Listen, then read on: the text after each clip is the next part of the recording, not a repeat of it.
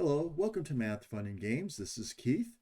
Today we're doing turn 10 of PanzerBlitz situation number 3, Vyazma. The goal of this situation, this is going to be the last turn. The goal of this situation is for the Russians is to have a continuous line from the west to the east of either fire or Russian units. So let's start, and the Germans' turn is to punch a hole in that line at least 3 hexes wide without any fire or Russian units. So taking a look at the board, let's start over here in the west. Well, I'm going to start in the east. So we start over here in B11, and right here is an infantry unit. So there's coverage from the east, this infantry unit up to this hill. And then we go on from that hill. We go down here, 1, 2, 3, 4, to this submachine gun unit right here.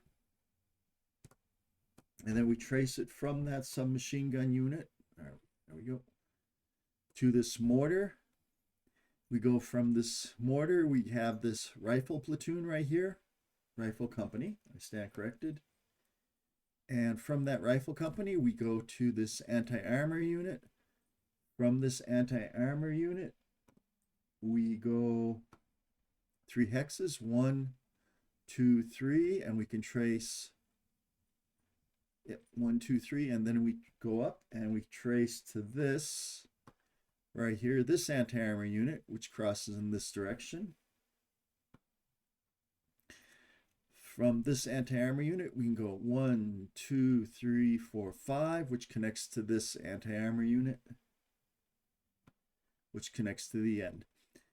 The biggest chances that the Germans have of breaking this, they would have to disrupt this 3 units. They'd have to disrupt this guard unit, this guard unit, and that armor unit, that anti-armor gun. They have to disrupt those 3. If they can get at least a disruption on those 3, they break the line of fire.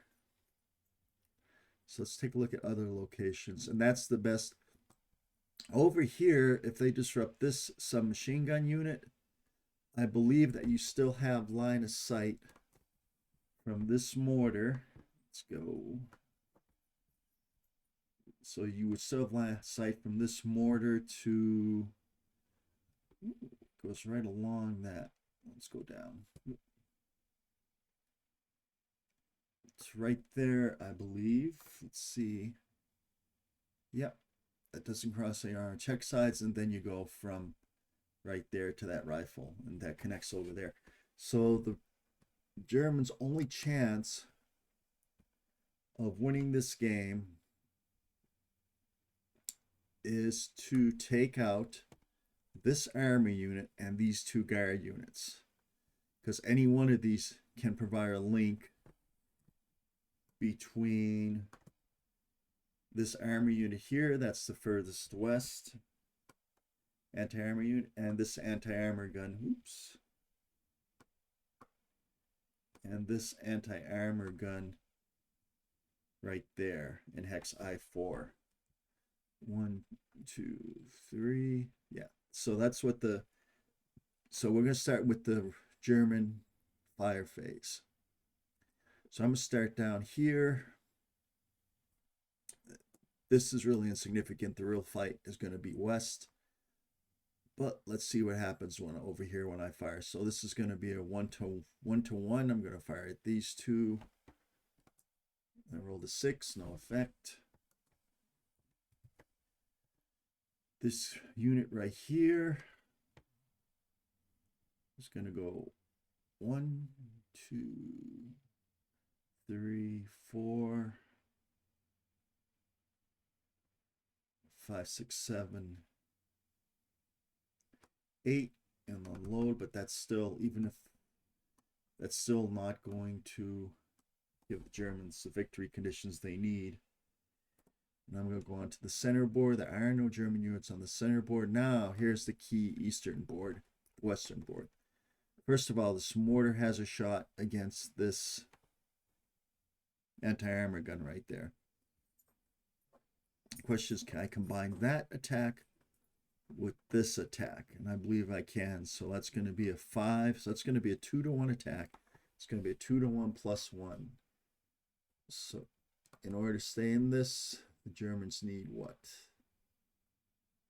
Plus, they need a 4 or less in order to disperse this gun right there in M9. They have a 2 and 3 chance, and they rolled a 1, so this is dispersed. So that's the first part of their mission done. And they fired. And they fired. Actually, that's anti-armor, isn't it? Well, either way, a 1 would disperse it. Even if it's 1 to 2, a 1 would disperse it. So that's dispersed. So now they have to disperse both these guard units.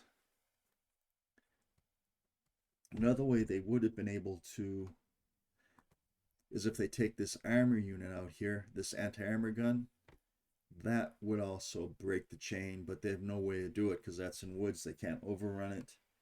They wouldn't be able to do a close assault. So now I have to figure how they're going to do this. They have to take out these 2 guard units. They have to at least disperse them. So let's take a look. So the Russians need an unbroken line of hexes covered with either units or fire from west to east. So they're not going to be able to cover, if these units are dispersed, they're not going to be able to cover that with fire. So I have to figure out. It's got to be, so 1 attack. This is really, it's 1 because they're going to have to take both of these out. We get 1 to 2 attack. I can do an overrun.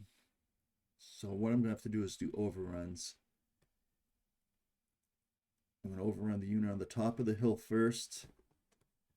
So these 2 units are going to do-si-do. For those of you who would know square dance analogies. So now you have 28. Doesn't do much, does it? So that'll be 1-to-1. 1-to-1 becomes 2-to-1, 2-to-1 minus 2. 2-to-1 minus 2, even if they roll a 6, that's going to be effective. So what was that roll? Roll again. There you go, 5. 5 minus 2 is 3. And that unit is dispersed. Roll D.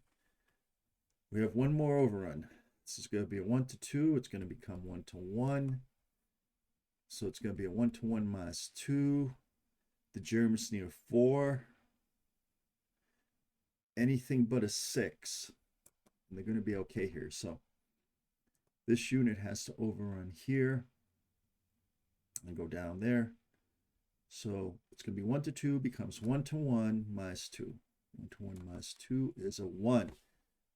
So 1-to-1, yeah, 1-to-1 minus 2 is 1, so it's -1. And that unit is actually eliminated.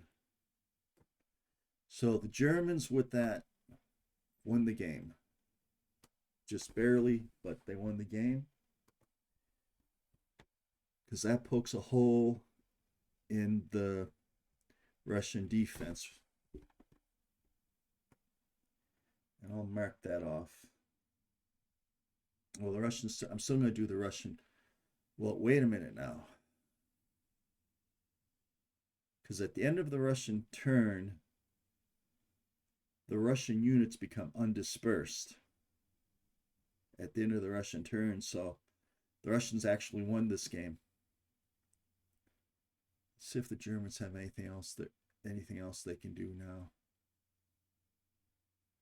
I don't believe the Germans have anything else they can do. So the Russians won this game. And this is how they did it. I want to double check, make sure I'm having the Germans move first. Okay. So at the end of the Russian phase,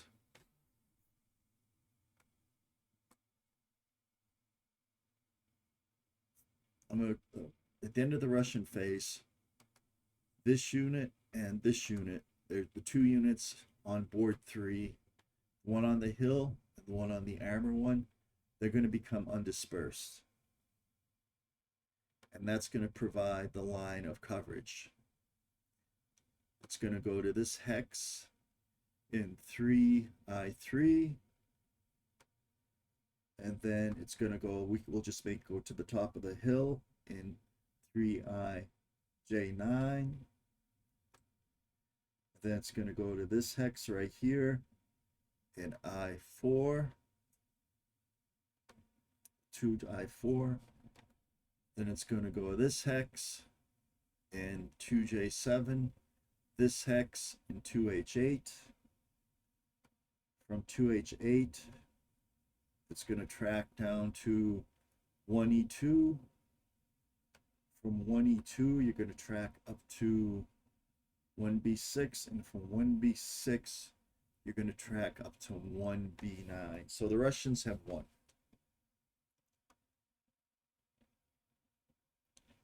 So the Russians have won this game. I'm gonna finish off the turn. All right, so I just cleared all the markers off the German units. So what's gonna happen is I'm just gonna do the Russian turn. Nothing's gonna happen on this board. Well, this unit right here is going to be able to fire, and this, again, this isn't going to affect the outcome of the game, but may as well just play it through. So that anti-armor unit's going to fire against this tank unit if it has the range. 1, 2, 3, 4. Yep. So it's going to be 1-to-1. It's going to be a straight up 1-to-1, and that's 2. So that's going to be a dispersal. So this German unit is dispersed. And the other Russian units, so that's the only thing we can do on that board. This Russian unit fired. Now going to the center, board 2. Now this unit right here can move, oops, that 1, 2. And that, I think, will actually help be another link right there. This unit right here, I'm going to have move down to here, and this unit can go right here. So they're creating a web of defense. The Russians have a really nice web of defense right now that they're setting up for themselves. Let's see. I think that's it for the Russian movement phase. We'll pull out on the map a little bit. Okay. Let's see. Number remove some of these marker units over here.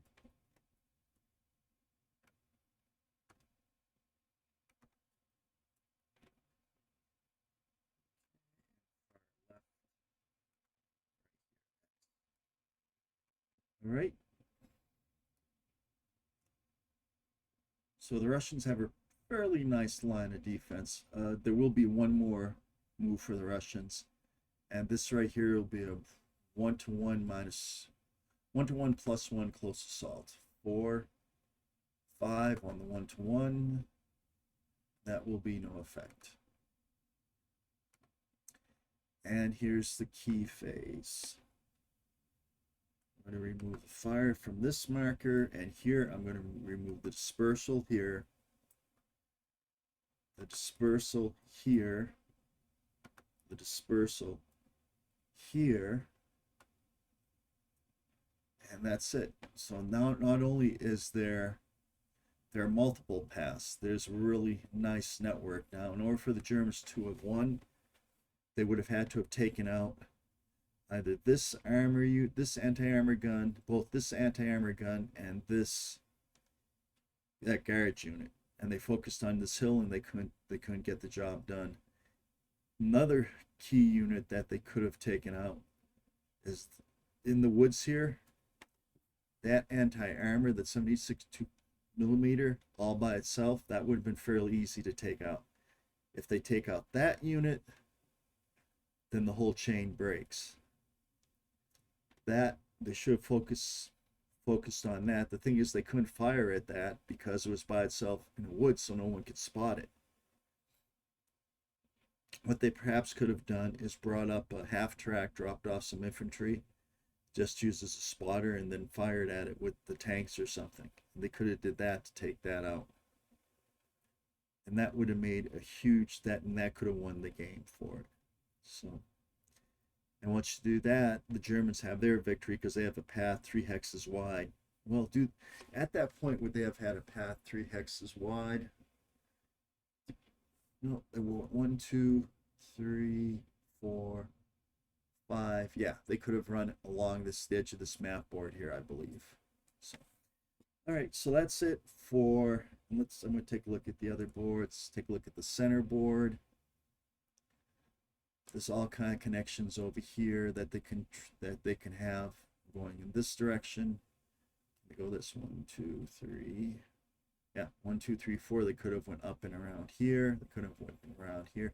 So it was possible for the Germans to win, and there was a weak link, and it was that one army on a hill. It would have been interesting if the Germans had concentrated their forces all on this hill over here. It might have actually made the difference, and they could have maybe had a blocking force along this road to prevent the Russian forces from concentrating their forces in this area. That would have, if I had done that, concentrate over here, I would have had 2 more armor units, which would have been big, and I would have had 2 more half tracks and 2 more infantry units, and that certainly might have made the difference. I could have maybe put up roadblocks over here just to prevent any spare Russian units in boards 2 in the easternmost boards from coming over and assisting in the fight. I could have did that, and I think it would have probably been hard for the Germans to take out all the units on board 1. Maybe not, though.